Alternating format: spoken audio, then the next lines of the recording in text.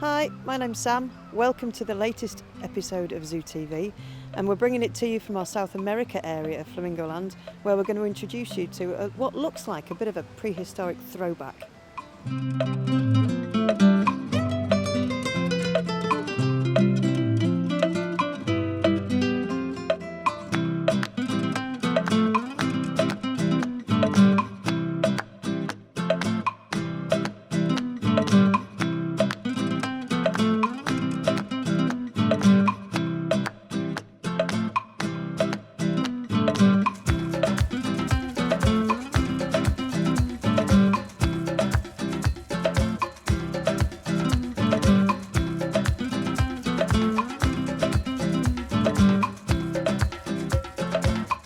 A tapir is a hoofstock item, if you like, and they look a little bit like a cross between a horse and a rhino.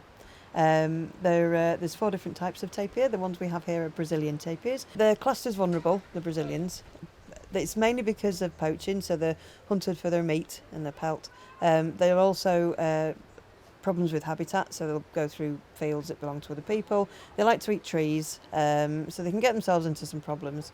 They do have natural predators, so the big cats can take one down, especially a smaller one. But they are quite a fair-sized chunk. They're a bit like a torpedo when they get going. I think they're pretty much made of dark matter, so they're quite sturdy. So they tend to be between 150 and 250 kilos on average. And with them having that long schnockly nose, it acts as a snorkel in the water. They spend a lot of time in the water. And it also comes in handy because the browsers, a bit like the giraffes that we have here, and the black rhinos, so they have that nose extension to sort of help. It's not used as a piece of cutlery. It can't grab anything with it, but it can guide food into its mouth with that nose. They are very territorial. They like to know, so they'll poo around the edges of their area, and they'll also poo a lot in the water. And the male tapirs especially like to urinate behind them at high speed, and if you're stood a little bit too close, it can get you from your toes to the top of your head and beyond. And even the females can spray on you as well, but it just tends to go to sort of knee-or-crotch height, which is delightful. Yeah. Have you ever been weed on by a tapir? Many times. Many times. And everyone will know that you've been weed on a tapir because firstly you're covered in white splashes, and secondly you'll smell dreadful. So we've got a relatively new pair actually. We've got Thomas and we've got Anna. Now those two were brought here, they've been here a couple of years now. Anna's 11 I think and Thomas is 6. And they were brought here because they needed to be moved on from where they were and we were going to breed them. And then we got some new breeding recommendations which said not to breed from Anna because her gene pool was already full of her genes, so we didn't need to breed from her. And in that recommendation we also got a recommendation to have young Felix here. So Felix is a 2-year-old female, and it turns out that she's really important for the breeding programme, and especially with Thomas. So poor old Anna, she's on contraception now, and she's still here. There's a possibility she may be going somewhere else, but if not, she's here, she's fine. And so Felix has arrived a few days ago to breed with Thomas for more little stripy, spotty babies.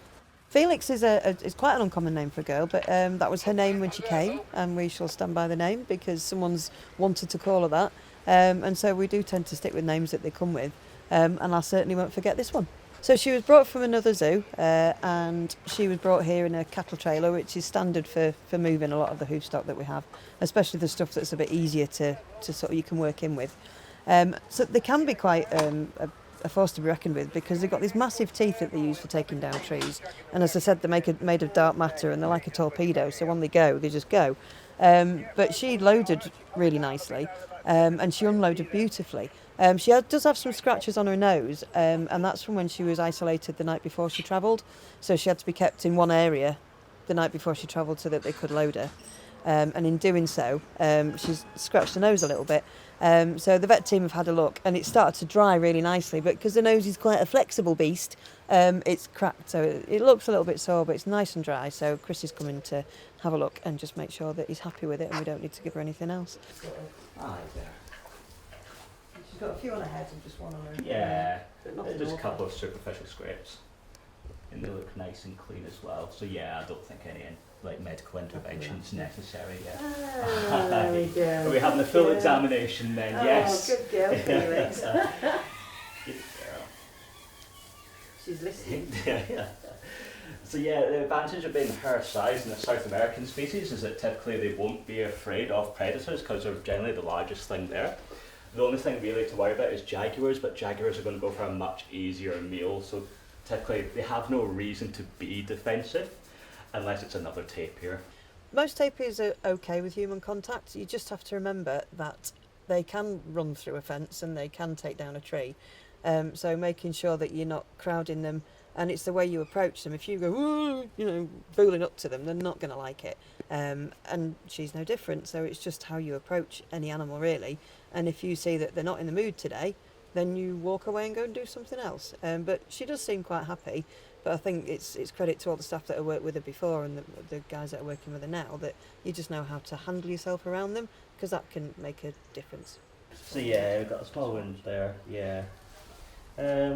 It's not looking too dirty considering that it's on the floor. It's yeah. cleaned up a lot, dried up a lot, Yeah. so she can. And there's a nice granulation bed forming as well. Peel me a grape. Okay. So yeah, nice and minor fortunately. Hi. So I'm just listening to her heart with a stethoscope, which you'll typically see in any practice.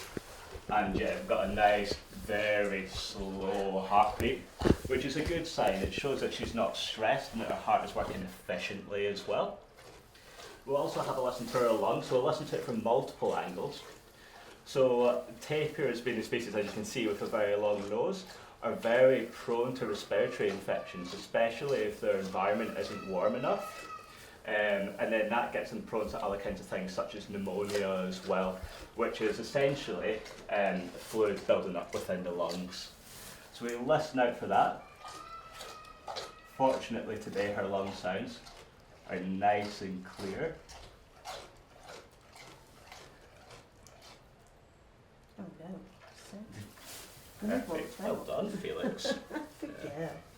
And also this just gives us a good chance to have like a good working relationship, because then it means we can do more procedures about doing things like GA, general anaesthetics, that's the case, and darting as well.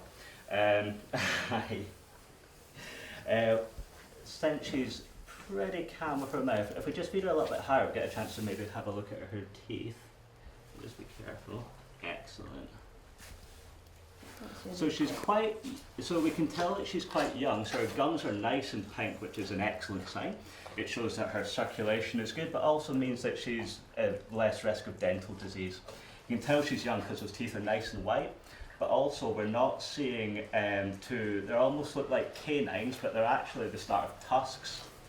So these guys are an extremely ancient species, and they're one of the first mammals you'll see in modern day that are still in fossil record. So only a few million years after the dinosaurs. That's why she looks like something from Ice Age. She is. She's just stuck around. But yeah, her tusks haven't formed yet. It shows that she's still fairly young. So Felix is about 2 years old. We'll just have a look at her back end as well, and we'll just listen to her gut sounds too. Now, we've not only sent off the poo, but we generally have a look at it ourselves, so it can give us so much information. Tapirs will generally have very large, bulky feces, and unfortunately quite often in water, but today we don't need to worry about that. So we can have a look, and that'll tell us about how well she's digesting her food. So the good side is that we know her diet from her previous place, so we can give her foods that she's used to and accustomed to. However, if she gets introduced from maybe foods from a different brand or company, maybe that might upset her, so it's something we can look out for. What we'll do is we'll just have a listen to her gut sounds with our stethoscope as well.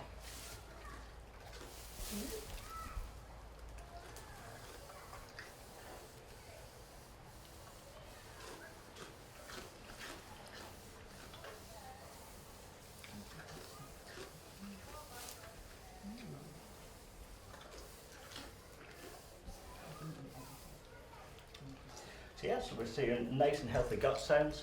Sometimes we can see things called gut stasis when an animal's been under a lot of stress, especially after a big move. So hearing those nice healthy gut sounds is a great sign. But now that we've seen the chance of her standing, we might just see her just wander around and maybe follow some food, just to look out for any signs of lameness. So we noticed we had a little cut on her foot earlier today, so we'll make sure that that's not impacting her ability to move. Yeah.